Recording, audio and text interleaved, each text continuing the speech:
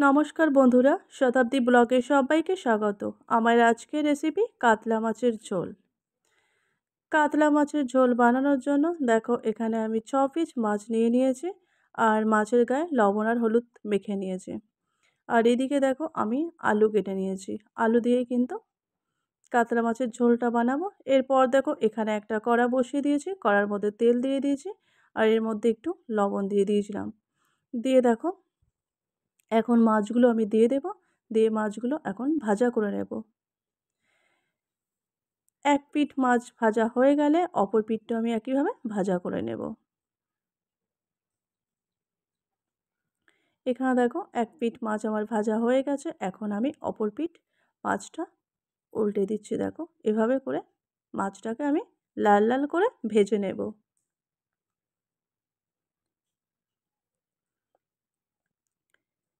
এখানে দেখো মাছটা আমার ভাজা হচ্ছে আর এদিকে দেখো আমি একটা পেস্ট বানিয়ে নেব। কাঁচা লঙ্কা, পেঁয়াজ, আদা, রসুন দেখো এখানে পেস্ট আমার কমপ্লিট। আর এদিকে দেখো মাছটা আমার ভাজা হয়ে গেছে।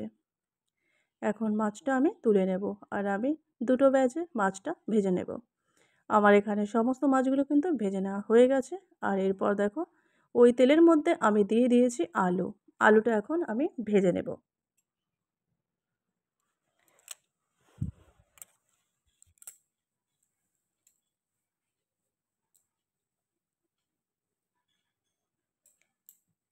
এখানে দেখো আলুটা আমার ভাজা হয়ে গেছে। এখন আমি আলুটা তুলে নেব। নেওয়ার পর দেখো ওই তেলের মধ্যে এখন দিয়ে দিয়েছি একটা তেজপাতা, দারচিনি, লবঙ্গ আর এলাচ আর 5 ফোড়ন দিয়েছিলাম। আর তারপর যে পেস্টটা বানিয়ে রেখেছিলাম সেই পেস্টটাই কিন্তু এখানে দিয়ে দিয়েছি। দিয়ে এখন ভালো করে কিন্তু কষিয়ে নিতে হবে। যেহেতু এর মধ্যে আদা, রসুন, পেঁয়াজ সব একসাথে দেওয়া আছে, ভালো করে কিন্তু কষিয়ে নিতে হবে। নাহলে আদা রসুনের একটা গন্ধ থাকলে ভালো লাগবে না কিন্তু। তার জন্য দেখো এখানে ভালো করে আমি কষিয়ে নিচ্ছি। এরপর দেখো এখানে আমি দিয়ে দিয়েছি পরিমাণ মতো হলুদের গুঁড়ো আর এখানে স্বাদ মতো লবণ আমি দিয়ে দিয়েছি। দিয়ে এখন সমস্ত কিছু ভালোভাবে কষিয়ে নিচ্ছি। এরপর এখানে আমি দিয়ে দিচ্ছি লঙ্কার গুঁড়ো। দিয়ে সমস্ত কিছু আবারও ভালোভাবে আমি এখানে কষিয়ে নেব।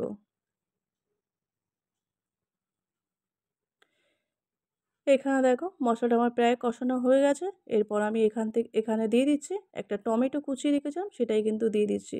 দিয়ে এখন সমস্ত কিছু ভালোভাবে আবারও কষিয়ে নেব।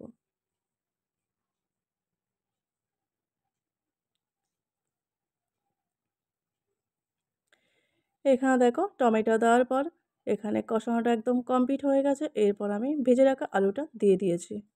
দিয়ে এখন সমস্ত কিছু আবারও ভালোভাবে এখানে আমি কষিয়ে নেব। এখানে দেখো সব কিছু আমার কষানো কমপ্লিট হয়ে গেছে। আর এরপর দেখো এখানে দিয়ে দিচ্ছি আমি একটু জিরের গুঁড়ো। জিরের গুঁড়োটা দিয়েও কিন্তু ভালোভাবে কষিয়ে নেব।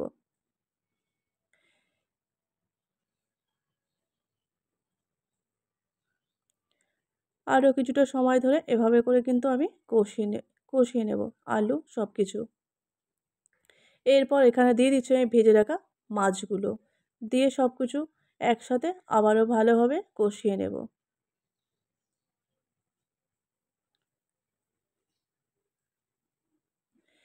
এরপর এখানে আমি দিয়ে দেব পরিমাণ মতো জল।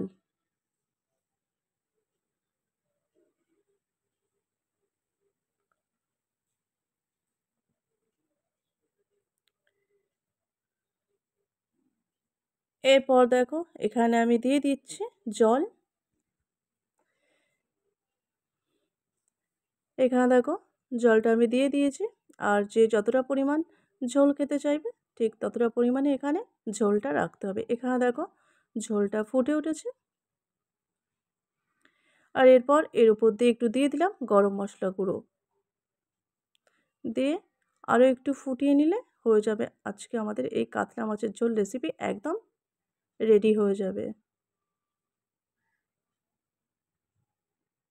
এখানে দেখো কাতলা মাছের ঝোলটা আমার একদম রেডি।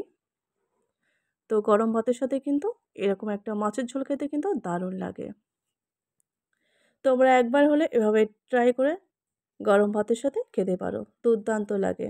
আমার আজকের এই কাতলা মাছের রেসিপি যদি তোমাদের ভালো লেগে থাকে তাহলে লাইক, কমেন্ট, শেয়ার করবে। চ্যানেলে নতুন হয়ে থাকলে চ্যানেলটিকে সাবস্ক্রাইব করে পাশে থাকবে।